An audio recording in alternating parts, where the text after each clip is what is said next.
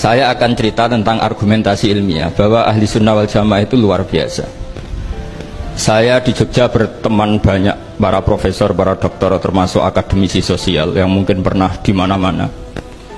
Pernah tanya saya begini, Pak Bahak, kenapa Anda baca kitabnya referensinya luas kok tetap NU katanya. Terus saya bilang, problemnya apa sebagai NU?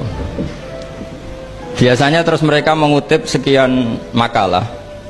Kebetulan makalah itu provokatif dan siapapun yang baca makalah itu pasti menjadi NU, tak jamin ya.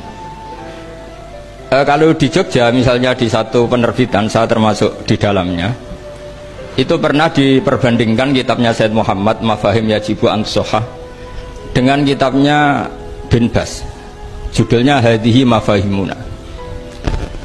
Biasanya kitab-kitab terjemahan Wahabi itu memang cukup provokatif dan dengan narasi yang memang siapapun yang nggak pernah mondok pasti tertarik.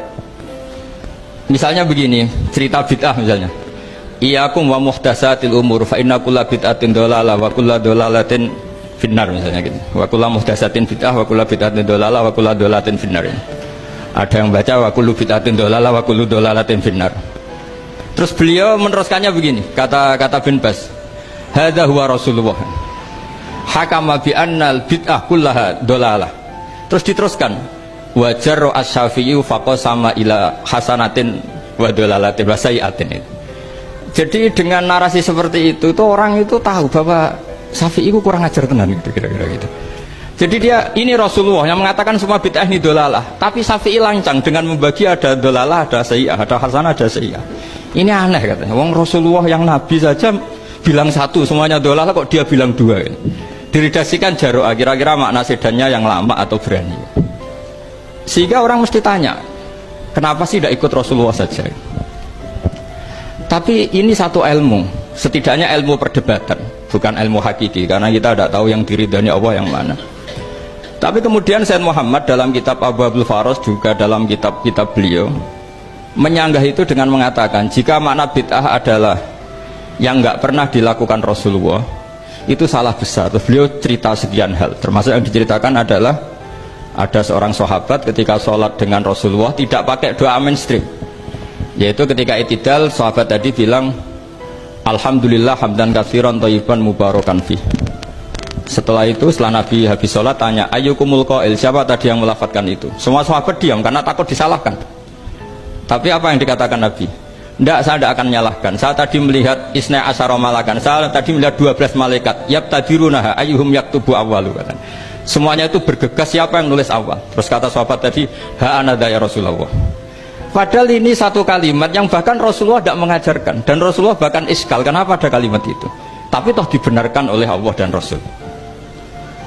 Cerita Said Muhammad kedua adalah ada sahabat setiap ngimami itu main kulhu. Wah, ngimami apa saja main kulhu. Singkat cerita makmumnya itu gerutu, ini orang kok main kulhu terus ini. Setelah dilaporkan ke Rasulullah, ditanya sama Rasulullah, kenapa kamu main kulhu? Ini dilaporkan ke saya. Kata si musolli tadi, imam tadi, li annaha sifatur rahman, karena dalam surat itu semua sifatnya Allah, maka fa'ana uhibbuha, saya senang itu. Apa kata Rasulullah? Saya disuruh bilang Allah ke kamu bahwa Allah mencintai kamu karena kamu mencintai kulhu. Terus keterusan sampai sekarang itu orang-orang NU baca kulhu terus itu. Karena sekali baca idza samsu kuwirat mesti kepunting gitu. Tapi artinya itu dibenarkan Rasulullah min ghairi sabqi ta'limin minhu, tanpa ada pelajaran dari beliau. Runtuhlah teori bid'ah bahwa bid'ah adalah semua yang nggak pernah dilakukan Nabi, diajarkan Nabi. Nyatanya beberapa kali Nabi membenarkan sesuatu yang belum pernah diajarkan oleh beliau. Masalahnya adalah tidak semua orang baca kitabnya Said Muhammad atau baca tidak paham. Nah, sementara kitab Hadihi Mafahimuna itu diterbitkan secara masif oleh pemerintahan Arab Saudi dan ada terjemahnya lagi, sehingga yang nggak bisa Arabnya bisa terjemahnya. Dengan narasi tadi bahwa Imam Syafi'i dibenturkan Rasulullah itu kan pasti kalah. Redaksinya itu Jaro'ah itu wani pakai hamzah. Kedua, saya ingin cerita dan saya tidak bosan-bosan cerita ini sampai mati, saya tidak akan bosan-bosan. Ada kemandirian al-hujjatul balighah dalam diri kita sebagai ahli sunnah. Begini misalnya, kalimat la ilaha illallah adalah kalimat yang orang kafir 80 tahun saja kalau melafadzkan itu menjadi soro mukminan. Lah ini kita tahlil yang sudah muslim hanya karena kalimat thayyibah justru menjadi kafir. Ini kan madzhab aneh. Yang kafir puluhan tahun iyan tahu yufar lahum maqad salaf bihadil kalimah. Ini kita karena tahlilan sampai nyekel patok menjadi kafir juga karena la ilaha illallah. Ini aneh. Kata kalimatun sing yakunu bihal kafiru musliman jadi kalimatun yakunul mukminu biha kafirun. Ini kan kaidah yang aneh. Nah, saya ingin kalau ahli sunnah yang seperti ini sudah mandiri, sudah sehat, ya baguslah seperti itu. Terus yang terakhir, kenapa ditambahi an-nahdiyah? Ya seperti yang dikatakan moderator tadi. Di terminologi internasional itu kalau ahli sunnah pokoknya yang tidak sabus sahabat ahli sunnah, sehingga Wahabi, Muhammadiyah, Ikhwan semuanya ahli sunnah wal jamaah. Karena kalau di media internasional asal tidak Syiah itu ahli sunnah, hanya itu saja perbandingannya. Kalau ikramus sahabat ya ahli sunnah, kalau sabus sahabat ya Syiah.